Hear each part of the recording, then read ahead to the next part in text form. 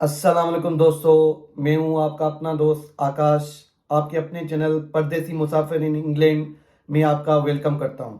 आज के इस व्लॉग में मैं बहुत ही इम्पोर्टेंट क्वेश्चन कवर करूंगा जो काफ़ी सारे दोस्तों ने मुझसे पूछा हुआ है कि आप एक स्किल्ड वर्कर वीज़ा पे इंग्लैंड में कैसे मूव हो सकते हो अगर आप आउटसाइड इंग्लैंड हो तो।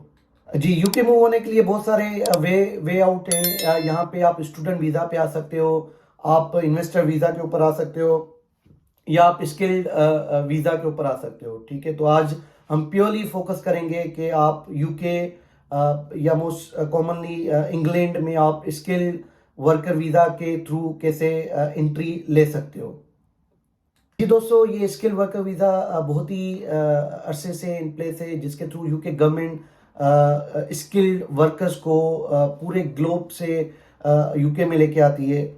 स्किल वर्कर वीज़ा रूट के लिए आपको कुछ स्टेप्स फॉलो करने पड़ते हैं, कुछ डॉक्यूमेंट्स रेडी करने पड़ते हैं। ठीक है, ताकि आपका प्रोसेस एक स्मूथ हो और आप आसानी से वीज़ा को अप्लाई कर सकें और आपका वीज़ा इजीली एक्सेप्ट हो जाए।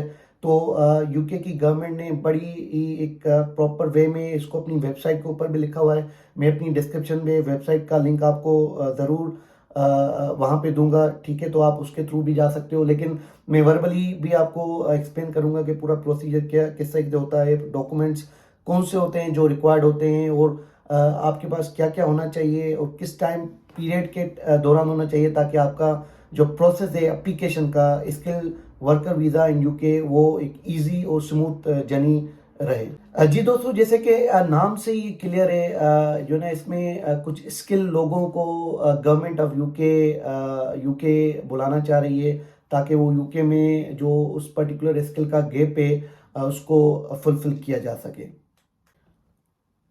इस वीज़ा रूट के लिए जब आप एप्लीकेशन करोगे तो आपके पास 6 कोर डॉक्यूमेंट्स हैं, जो कि आप कहीं से भी हो, किसी भी कंट्री से अप्लाई कर रहे हो, तो आपको वो 6 कोर डॉक्यूमेंट्स आपके पास लाजमी होना चाहिए।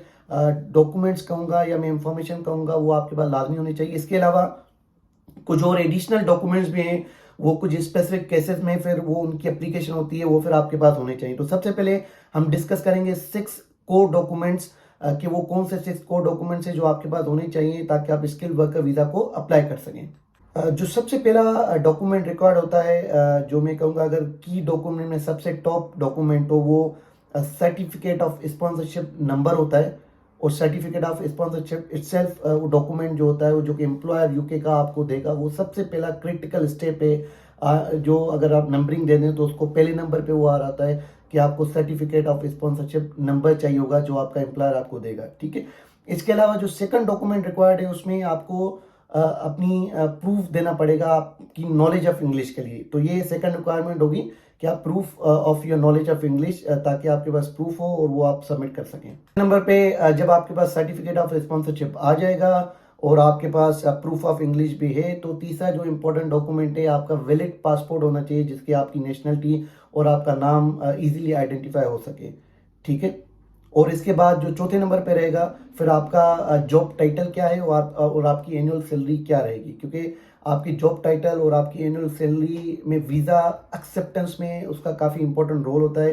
कुछ सर्टेन थ्रेशोल्ड्स हैं, अगर आपकी जॉब उस कैटेगरी में है, उस पर्टिकुलर स्किल में हो, और उस स्किल में जो आपकी जॉब ऑफर है वो आपको एक सैलरी थ्रेशोल्ड से ऊपर अगर आपको वो ऑफर हुई है, तो वो एक इम्पॉर्टेंट रोल प्ले कर रही होती है वीज़ा अप्रूवल के डिसीजन मेकिंग में। तो ये चौथा डॉक्यूमेंट है, ये इंफॉर्मेशन आपके पास होनी चाहिए। तो पांचवा डॉक्यूमेंट आपका ये होता है कि आपका जो जॉब ऑक्यूपेशन है उसका कोड क्या होगा, कि यूके की गवर्नमेंट ने हर जॉब के लिए अपना एक कोड डिफाइन किया हुआ है।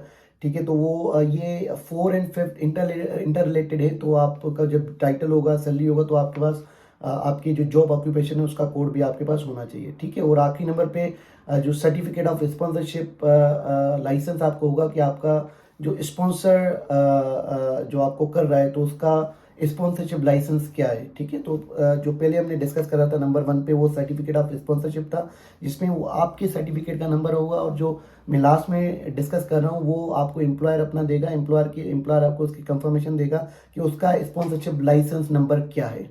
तो ये टोटल 6 डॉक्यूमेंट्स हैं जो आपके लिए मैंडेटरी हैं, कि आप जब वीज़ा एप्लीकेशन करोगे स्किल वर्कर वीज़ा के रूट में, तो ये आपके पास ज़रूर होनी चाहिए।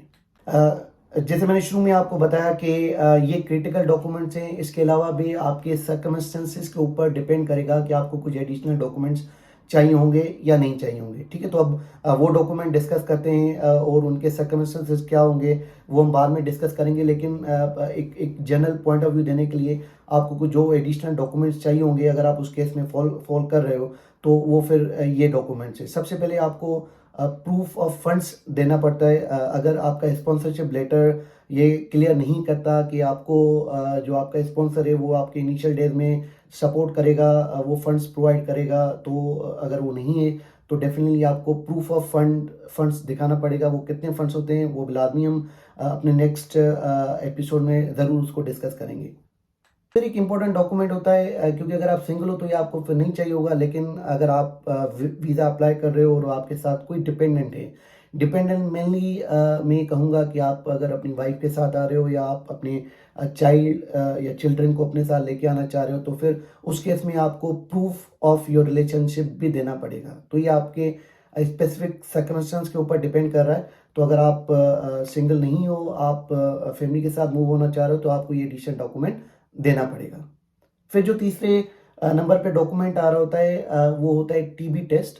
वो हर कंट्री के लिए रिक्वायर नहीं होता। उसमें ये यूके गवर्नमेंट ने वेबसाइट के ऊपर दिया हुआ कि अगर आप इस कंट्रीज़ में आपने इफ़ आई रिमेंबर करली कि आप पिछले अगर 6 महीने में आपने विज़िट किया हुआ है या उस कंट्री में आप रहे हो तो फिर आपको टीबी टेस्ट लाजमी देना पड़ेगा। लेकिन अगर आप उन कंट्री में से अप्लाई नहीं कर रहे, आप रिसेंटली किसी और कंट्री में रह रहे हो तो फिर आपके लिए इस टेस्ट का देना लाजमी नहीं है। तो कुछ केसेस में अब अगर आपके पास आपकी ऐसी जॉब है जिसमें आपको पीएचडी की डिग्री लाजमी चाहिए होती है, ऑब्वियसली फिर आपको उसमें यूके पीएचडी सर्टिफिकेट आपको लाजमी देना पड़ेगा। और जो आखिरी एक इम्पोर्टेंट डॉक्यूमेंट चाहिए वो आपका पासपोर्ट में ब्लैंक पेज होना चाहिए। ठीक है, अगर आप ईयू सिटीज़न नहीं हो, आप स्विट्ज़रलैंड से नहीं हो, आप नॉर्वे से नहीं हो, तो आपको फिर अपने पासपोर्ट में एक ब्लैंक पेज लाजमी चाहिए। अगर आपका पासपोर्ट फुल है तो आपको ये कंसीडर करना पड़ेगा, मे बी आपको अपना नया पासपोर्ट बनवाना पड़े। जी, तो मैंने आपको पूरे जो ना डॉक्यूमेंट्स रिक्वायर्ड जो होंगे वो आपको मैंने पूरे बता दिए हैं। आपको क्या कंपलसरी डॉक्यूमेंट चाहिए होंगे और क्या आपके स्पेसिफिक केस के ऊपर डिपेंड करेगा कि आपको कौन से एडिशनल डॉक्यूमेंट चाहिए। ये सारे जो भी मैं आपको इन्फॉर्मेशन बता रहा हूँ वो गवर्नमेंट डॉट यूके की वेबसाइट पे अवेलेबल है ईजिली। वो आप खुद भी अगर आपको फर्दर स्टडी करना चाहो तो आप स्टडी कर सकते हो।